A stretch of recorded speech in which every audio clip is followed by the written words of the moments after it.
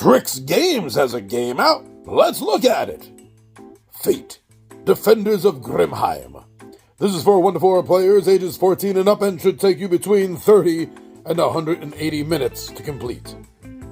Freya, the Norse goddess of fertility, joins Thor in Asgard for a wedding along with all of the proven warriors from Grimheim. You are not one of them. Loki, the trickster god, sees his chance to destroy Freya's sacred well in Grimheim. Soon, monsters appear from all directions, advancing towards the small village where you are now the only defenders left. The fate of Grimheim is in your hands.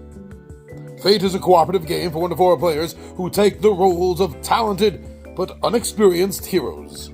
Together, they defend Freya's well against trolls, the dead, and the fire horde monsters approaching from all sides of the game board.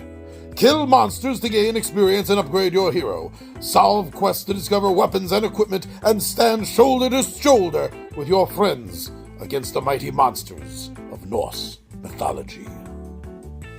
I think the publishers have a description there that definitely grabs you by the throat, especially if you're a fan of Norse mythology, which I am, and I'm also a fan of board gaming.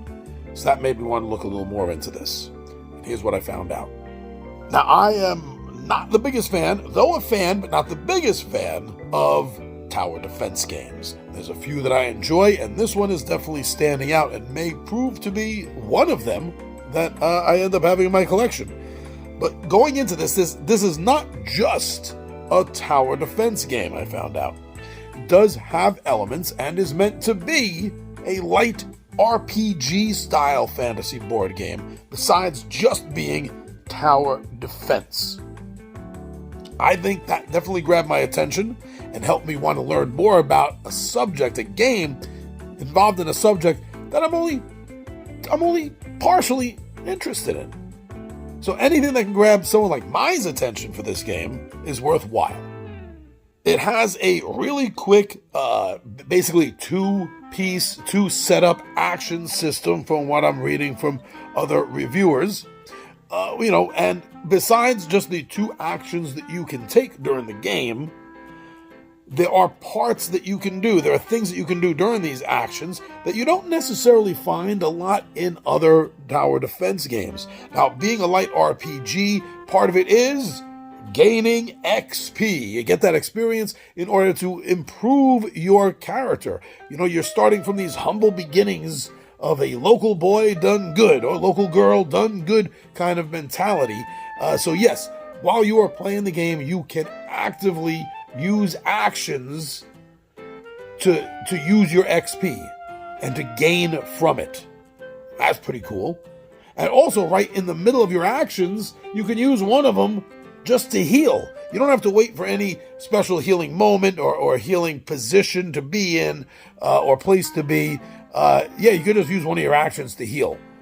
So XP on the fly, healing on the fly, that continued to hold my attention. From what everyone is saying, this game has a really well-balanced scaling system. That's great. Because usually games, don't always scale that well. The more players you have, the more bogged down it might be. The less players you have, the more deadly and dangerous the game can be. But everyone seems to be in pretty much agreement that this definitely has a very level, balanced scaling system of difficulty / number of monsters per player, that happens during the course of the game. Now, none of them are saying it's easy. Don't get me wrong. None of them are saying that it's easy. There are going to be parts where you're going to feel overwhelmed, but it's a tower defense game, so obviously you should. But overall, it's being touted as well balanced. Now, here's something I really do enjoy, but you don't often see in tower defense games, and that's asymmetrical characters. Each of the characters in this game, I'm being told, I'm reading, I'm seeing that they all have their own specific, unique character decks with specific equipment for them and specific action cards, giving them special maneuvers and abilities that the other characters, the other heroes involved in the tower defense do not have. I really do enjoy that. it helps you kind of hone in on one particular or two particular character styles that are going to work well for you. And it also gives you a lot of options to help with replayability. There does seem to be a well-balance also in this game, besides the balance of scaling. I'm also seeing talk and write-ups about that it is well-balanced between the luck of the draw, the cards that you're getting out of your own personal character's hero deck, equipment, combat styles, things like that. That's all luck of the draw. But on top of that, there's a very deep strategy involved in the playing of this game from turn to turn, especially with the fact that you never really know what monster is coming out next. You're not going to know what your next plot is going to be, your tactic, your need is going to be in order to survive another round. So that is doing this very well balanced, I'm reading, between luck of the draw style game and combat style game. I'm really liking everything I'm seeing about this tower defense game. Again, I enjoy them. They're not my go-to, though. So to have a game in a style that's not your go-to stand out to you as much as this stands out to me, I think that says a lot. But ultimately, I'm not here to influence you. I'm just here to give you information. Don't listen, to floating heads. Don't listen to disembodied voices here on YouTube that tell you their personal opinion about whether a game is good, great, or sucks.